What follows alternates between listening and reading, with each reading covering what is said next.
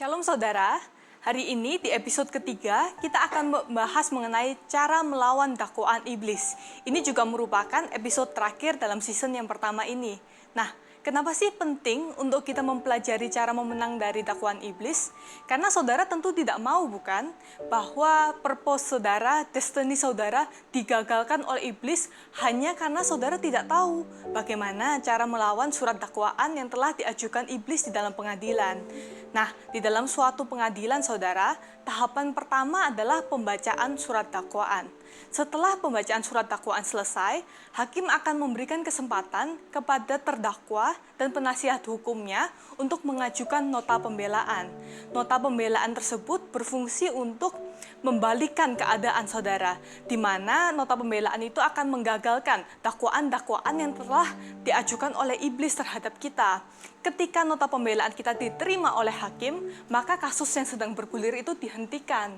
Nah, tapi jika nota pembelaan tidak diterima, maka surat dakwaan yang diterima saudara. Maka dari itu, hari ini kita akan belajar bersama-sama bagaimana sih cara membuat nota pembelaan agar kasus kita di pengadilan surga dapat dimenangkan oleh kita dan penasihat hukum kita, yaitu Tuhan Yesus. Kita juga harus sangat bersyukur karena Tuhan Yesus sebagai penasihat hukum kita telah menyiapkan segalanya, senjata-senjata yang kita perlukan untuk memenangkan dalam kontestasi legal tersebut, saudara. Gimana sih caranya? Senjata ampuhnya ada di dalam Wahyu 12 ayatnya yang ke-10 sampai ke-11. Saya bacakan. Dan aku mendengar suara yang nyaring di surga berkata, sekarang telah tiba keselamatan dan kuasa dan pemerintahan Allah kita, dan kekuasaan Dia yang diurapinya, karena telah dilemparkan ke bawah pendakwa saudara-saudara kita, yang mendakwa mereka siang dan malam di hadapan Allah kita. Dan mereka mengalahkan Dia oleh darah anak domba dan oleh perkataan kesaksian mereka, karena mereka tidak mengasihi nyawa mereka sampai ke dalam maut. Nah, di dalam ayat 11 saudara, kita bisa melihat ada 3 kunci dan 3 senjata yang dapat kita gunakan untuk melawan dakwaan iblis. Yang pertama adalah darah anak domba, yang kedua adalah perkataan kesaksian mereka, dan yang ketiga adalah tidak mengasihi nyawa mereka sampai ke dalam maut. Nah, hari ini kita akan bahas satu persatu saudara. Dimulai dari yang pertama. Yang pertama adalah darah anak domba. Nah, pasti saudara bertanya-tanya, bagaimana sih caranya sebuah darah dapat bersaksi bagi kita di dalam pengadilan surga? Untuk itu kita baca dulu ayatnya. Ayatnya ada di Ibrani 12 ayat ke-22 sampai 24. Tetapi kamu sudah datang ke Bukit Sion, ke kota Allah yang hidup, Yerusalem surgawi, dan kepada beribu-ribu malaikat, suatu kumpulan yang meriah, dan kepada jemaat anak-anak sulung, yang namanya terdaftar di surga, dan kepada Allah yang menghakimi semua orang, dan kepada roh-roh orang-orang benar yang telah menjadi sempurna, dan kepada Yesus, pengantara perjanjian baru, dan kepada darah pemercikan yang berbicara lebih kuat daripada darah Habel. Untuk itu kita lihat dulu, darah Habel emang berbicara apa sih? Untuk itu kita buka Kejadian 4 ayat yang ke-9 sampai ke-11. Firman Tuhan kepada Kain, di mana Habel adikmu itu? Jawabnya, aku tidak tahu apakah aku menjaga adikku. Firman-Nya, apakah yang telah kau perbuat ini? Darah adikmu itu berteriak-teriak kepadaku dari tanah. Maka sekarang terkutuklah engkau, terbuang jauh dari tanah yang mengangakan mulutnya, untuk menerima darah adikmu itu di tanganmu. Di sini kita bisa melihat saudara bahwa darah yang tercurah, darah yang terpercik dapat berbicara kepada Allah di dalam suatu pengadilan saudara. Darah yang tercurah itu bisa menjadi kesaksian saudara. Kesaksian itulah yang menjadi salah satu dasar hakim untuk menentukan keputusannya. Tergantung dari apakah yang darah itu katakan. Kesaksian itu dapat menjadi kesaksian yang baik yang menguatkan nota pembelaan kita. Tapi sebaliknya saudara, kesaksian itu juga dapat yang menguatkan surat dakwaan iblis. Karena saudara perlu ingat bahwa Allah sebagai hakim yang adil menentukan keputusan itu tidak hanya berdasarkan apa yang Allah mau saudara. Tidak hanya berdasarkan feeling saudara. Tapi Allah harus memiliki dasar hukum yang jelas. Mengapa keputusannya A, mengapa keputusannya B. Karena itulah hari ini kita belajar bagaimana sih caranya kita menggunakan darah anak domba Allah untuk mengalahkan dakwaan iblis tersebut, saudara. Nah, untuk itu kita harus belajar mengenai hukumnya. Hukum apa sih yang digunakan di sini? Hukum yang digunakan di sini itu sebenarnya sama dengan yang ada di Perjanjian Lama, saudara. Di Perjanjian Lama, jika saudara membuka Imamat 16, di situ akan diceritakan mengenai Hari Raya Pendamaian. Apa sih Hari Raya Pendamaian? Hari Raya Pendamaian adalah saat Imam Harun, saudara, memercikan darah sehingga dosa-dosa Israel itu dapat diampuni. Mari kita baca ayatnya yang ke-15 sampai 16. Lalu ia harus menyembelih domba jantan yang akan menjadi korban penghapus dosa bagi bangsa itu dan membawa darahnya masuk ke belakang tabir. Kemudian haruslah diperbuatnya dengan darah itu seperti yang diperbuatnya dengan darah lembu jantan, yakni ia harus memercikannya ke atas tutup pendamaian dan ke depan tutup pendamaian itu. Dengan demikian, ia mengadakan pendamaian bagi tempat kudus itu karena segala kenajisan orang Israel dan karena segala pelanggaran mereka, apapun juga dosa mereka. Demikianlah harus diperbuatnya dengan kemah pertemuan yang tetap di antara mereka di tengah-tengah segala kenajisan mereka. Dari ayat tersebut, kita bisa mengetahui bahwa ketika bangsa Israel berbuat dosa, saudara, ada suatu hari raya di mana imam diberikan kesempatan, kewenangan oleh Tuhan untuk memercikan darah sebagai dasar atau legal basis untuk Allah mengampuni dosa-dosa Israel terhadap dakwaan-dakwaan iblis terhadap mereka. Nah, ternyata sistem yang sama ini juga yang berlaku sampai sekarang, saudara. Buktinya apa sih? Buktinya di dalam Perjanjian Baru, jika kita melihat di Ibrani 6 ayat 20, saudara, di mana Yesus telah masuk sebagai perintis bagi kita ketika ia menurut peraturan Melkisedek menjadi imam besar sampai selama-lamanya. Jadi jika kita ketahui kalau di Perjanjian Lama tadi imamnya adalah Harun dan darahnya adalah darah domba jantan, saudara, di dalam Perjanjian Baru, imam untuk selama-lamanya bagi kita adalah Tuhan Yesus untuk mendamaikan dosa-dosa kita. Dan darahnya juga darah anak domba Allah, yaitu darah Yesus sendiri yang tercurah di kayu salib untuk menebus dosa saudara dan saya. Di sini kita bisa melihat, saudara, bahwa hukum dan kasih dalam hal ini juga terjadi berdampingan secara bersamaan, di mana hukum Allah tetap ada, di mana ketika ada dosa, di situ harus ada maut, di situ harus ada darah yang tercurah. Tetapi Yesus karena kasihnya menggantikan kita, saudara, sehingga darahnya itu sendiri yang akan mengeluarkan testimoni terhadap kita, supaya nota pembelaan kita itu dapat membungkam segala dakwaan yang iblis sampaikan terhadap kita, saudara. Maka dari itu, apapun dakwaan iblis terhadap saudara, saudara dapat menjawabnya dengan kesaksian dari darah anak domba yang telah tercurah untuk saudara dan saya. Syaratnya apa? Anda harus sepakat dengan darah itu, saudara. Ketika Anda berbuat dosa, misalkan Anda harus bertobat. Kenapa sih pertobatan itu penting? Kalau kita buka di 1 Yohanes ayatnya yang ke-8 sampai ke-9, jika kita berkata bahwa kita tidak berdosa, maka kita menipu diri kita sendiri dan kebenaran tidak ada di dalam kita. Jika kita mengaku dosa, maka ia adalah setia dan adil, sehingga ia akan mengampuni segala dosa kita dan menyucikan kita dari segala kejahatan.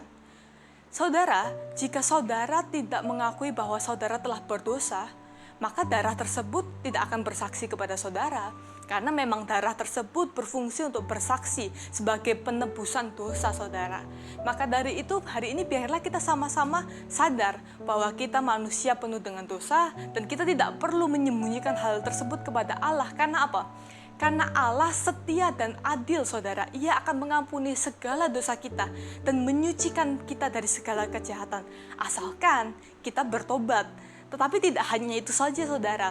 Saudara juga harus ingat bahwa ketika saudara telah mengetahui kebenaran ini, bahwa tidak peduli apapun dosa dan pelanggaran saudara, saudara juga harus sadar bahwa saudara tidak bisa seenaknya sendiri untuk berbuat dosa semau saudara. Karena apa? Jika kita lihat di Ibrani 10 ayatnya yang ke-26 berbunyi, sebab jika kita sengaja berbuat dosa sesudah memperoleh pengetahuan tentang kebenaran, maka tidak ada lagi korban untuk menghapus dosa itu. Saudara, di dalam hukum terdapat 2 jenis kesalahan. Yang pertama kesalahan yang disengaja dan yang kedua adalah kesalahan karena kelalaian atau tidak dengan sengaja. Ini juga yang kita pelajari di sini, saudara. Saudara harus ingat bahwa ketika saudara mengetahui kebenaran ini, ketika saudara ingin mengatakan sesuatu, ketika saudara ingin bertindak, saudara harus renungkan dulu, apakah ini salah atau enggak. Gimana kalau secara tidak sengaja kita tetap berbuat dosa? Tidak apa-apa, kita hanya bisa bertobat. Tapi jangan biarkan Anda mencobai diri Anda sendiri. Jangan biarkan secara sadar kita memang masuk ke dalam dosa itu, saudara. Nah, setelah kita mengetahui mengenai senjata yang pertama, yaitu darah anak domba, kita akan mempelajari mengenai senjata yang kedua, saudara, yaitu kesaksian mereka. Apa sih sebenarnya kesaksian mereka? Saudara, di dalam suatu pengadilan, kesaksian saksi, kesaksian terdakwa merupakan salah satu alat bukti di dalam pengadilan. Demikian juga di pengadilan surga, ada beberapa kesaksian, saudara. Yang akan kita pelajari hari ini adalah dua jenis kesaksian, yaitu kesaksian kita sendiri sebagai terdakwa dan kesaksian dari persembahan kita, saudara.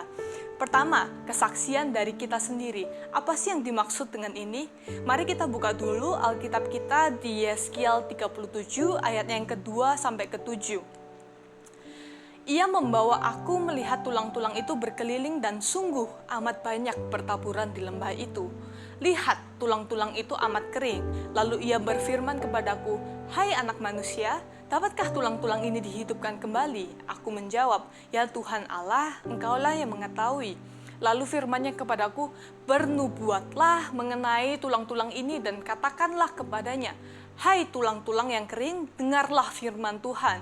Beginilah firman Tuhan Allah kepada tulang-tulang ini. Aku memberi nafas hidup di dalammu, supaya kamu hidup kembali. Aku akan memberi urat-urat padamu dan menumbuhkan daging padamu. Aku akan menutupi kamu dengan kulit dan memberikan kamu nafas hidup, supaya kamu hidup kembali dan kamu akan mengetahui bahwa Akulah Tuhan." Lalu aku bernubuat seperti yang diperintahkan kepadaku. Dan segera sesudah aku bernubuat, kedengaranlah sungguh suatu suara berderak-derak, dan tulang-tulang itu bertemu satu sama lain.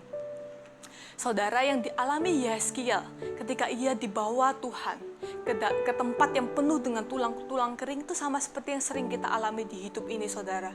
Kita mendengar suara Tuhan bahwa Tuhan akan memakai kita, misalkan bahwa Tuhan akan memberkati kita, jangan khawatir.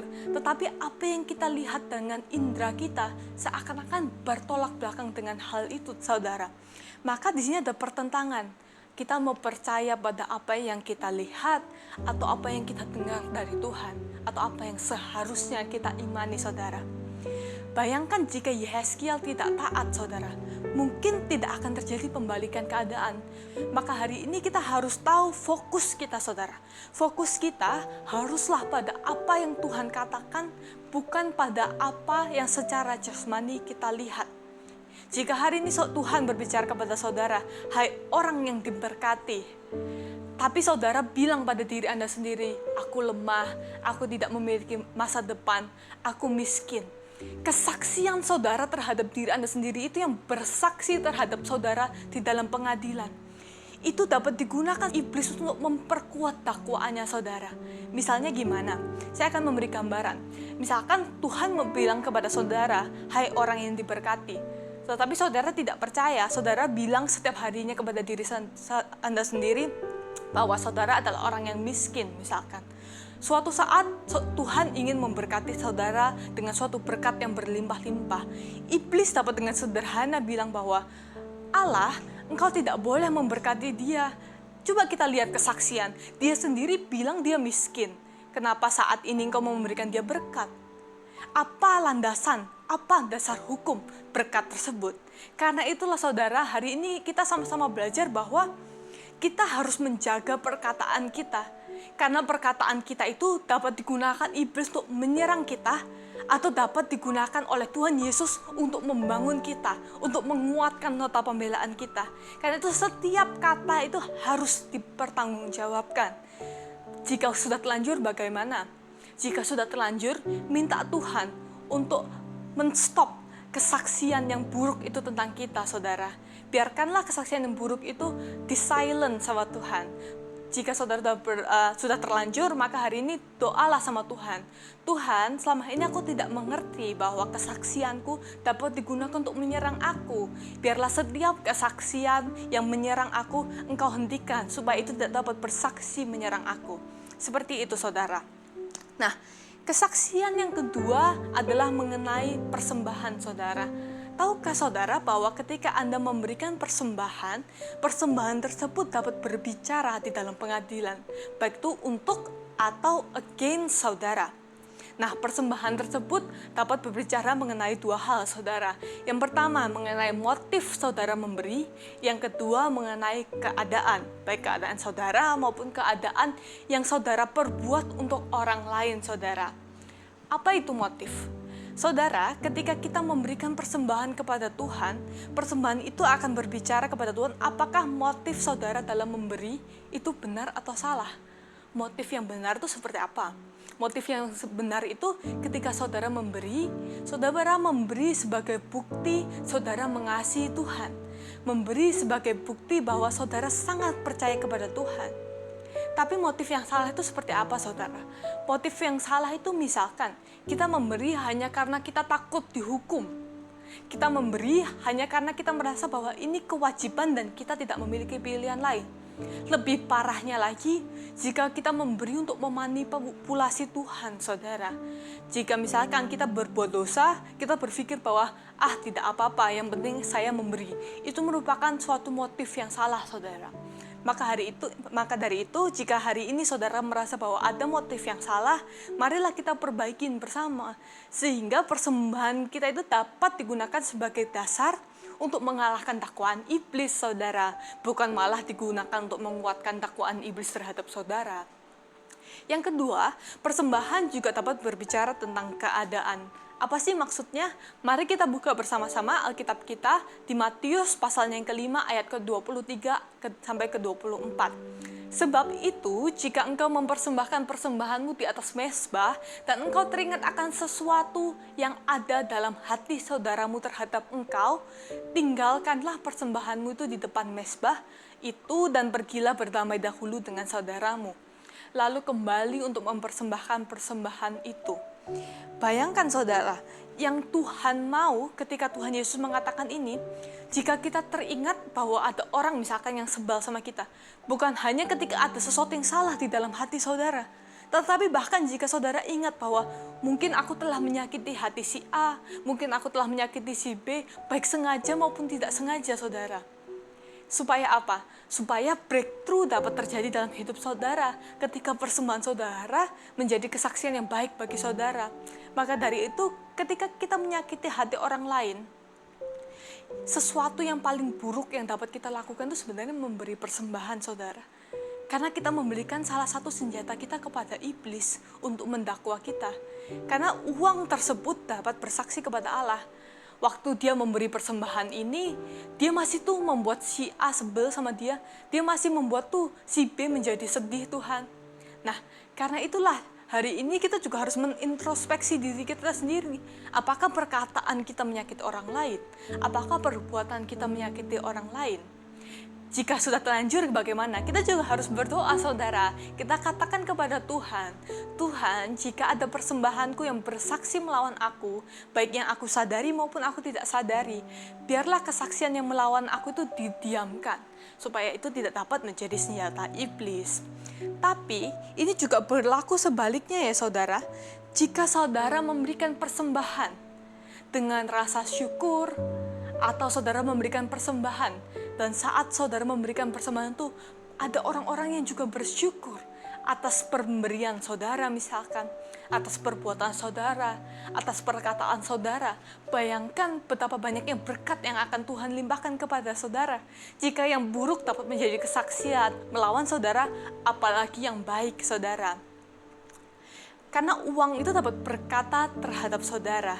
Misalkan saudara, uang berkata kepada Tuhan, Tuhan, karena dia banyak orang yang mempermuliakan Engkau. Tapi saat ini Tuhan, ia dalam keadaan kondisi perekonomian yang buruk, saudara. Berkati dia. Uang dapat berkata seperti itu, saudara, kepada saudara. Karena itulah Kenapa ketika janda yang miskin tuh memberi, saudara, Tuhan Yesus bilangnya apa? Tuhan Yesus di dalam Markus 12 ayat 42 sampai 44, Tuhan Yesus berkata bahwa aku berkata kepadamu, sesungguhnya janda miskin ini memberi lebih banyak daripada semua orang yang memasukkan uang ke dalam peti persembahan. Sebab mereka semua memberi dari kelimpahannya, tetapi janda ini memberi dari kekurangannya, semua yang ada padanya, yaitu seluruh nafkahnya. Di sini Tuhan juga melihat hati kita, saudara. Apakah kita memberikan yang terbaik saat kita memberikan persembahan? Atau kita hitung-hitungan sama Tuhan? Karena itu hari ini perhatikan motif saudara. Karena itu merupakan sesuatu yang penting. Nah, terakhir, senjata yang terakhir itu adalah tidak mengasihi nyawa mereka sampai ke dalam maut. Mungkin dalam terjemahan bahasa Indonesia cukup susah ya saudara untuk dipahami. Maksudnya apa tuh? Tidak mengasihi nyawa mereka sampai ke maut. Mari kita lihat terjemahan-terjemahan lain. Dua terjemahan yang saya ambil di sini adalah terjemahan Amplified sama terjemahan King James Version. Maksud dari situ, kalau di terjemahan Amplified itu seperti ini saudara. For they did not love their life and renounce their faith even when faced death. Dari situ kita dapat melihat bahwa ketika orang tidak mengasihi nyawanya tuh saudara, ketika ia diperhadapkan mengenai Kristus atau kematian, saudara, dia rela mati, saudara. Karena dia tahu betul bahwa dia lebih mengasihi Allah yang dia sembah dibandingin nyawanya sendiri, saudara. Demikian juga di terjemahan King James Version dikatakan bahwa and they love their lives unto death. Tetapi hal ini, saudara, tidak hanya terbatas mengenai pilihan-pilihan hidup dan mati. Mungkin detik ini jika saudara dikasih pilihan, kamu mau nggak jadi martir, mati untuk Tuhan? Mungkin banyak orang akan berkata, iya, saya mau. Tetapi jika hari ini Tuhan bertanya kepada saudara, jika pertanyaannya adalah, maukah engkau hidup untuk aku? Apakah saudara bisa langsung dengan siap menjawab, ya Tuhan, saya mau.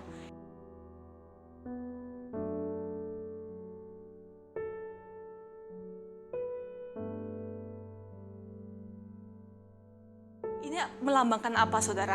Ini melambangkan penyerahan diri secara sepenuhnya kepada kehendak Tuhan. Itulah mengapa kita harus belajar berdoa seperti Tuhan Yesus berdoa, yaitu biarlah bukan kehendakku yang jadi, tetapi kehendakmu yang jadi, saudara. Ini juga jika kita buka di Galatia 2 ayat yang ke-20, dikatakan Paulus berkata bahwa namun aku hidup, tetapi bukan lagi aku sendiri yang hidup, melainkan Kristus yang hidup di dalam aku. Dan hidupku yang kuhidupi sekarang ini di dalam daging adalah hidup oleh iman dalam anak Allah yang telah mengasihi aku dan menyerahkan dirinya untuk aku. Ini adalah hidup di dalam kebenaran, saudara. Saudara, hidup di dalam Tuhan itu bukan berjalan di dalam kesempurnaan, tetapi berjalan dengan kejujuran, saudara. Ketika kita berbuat dosa, kita jujur sama Tuhan. Tuhan, aku manusia yang lemah, tolong ampuni aku Tuhan. Karena aku tahu betul bahwa darah-Mu itu cukup untuk menebus dosaku. Jika kita lagi iman kita down misalkan, kita cari Tuhan, saudara. Kita bilang ke Tuhan, Tuhan tolong kuatkan aku karena aku tidak mampu berjalan tanpa Engkau. Nah, hidup di dalam kejujuran itulah kunci kita hidup dalam kebenaran, saudara. Saudara tidak perlu merasa minder jika saudara merasa, saya tidak akan pernah bisa sempurna. Karena yang Tuhan mau adalah hidup di dalam kebenaran itu, saudara. Jika saudara bisa sempurna, Tuhan Yesus tidak akan mati di kayu salib buat saudara dan saya, bukan? Karena itulah hari ini kita belajar bersama-sama untuk hidup dalam kebenaran, untuk sepakat dengan darah anak domba Allah, dan melakukan kesaksian yang benar untuk membungkam dakwaan iblis. Terima kasih dan Tuhan memberkati.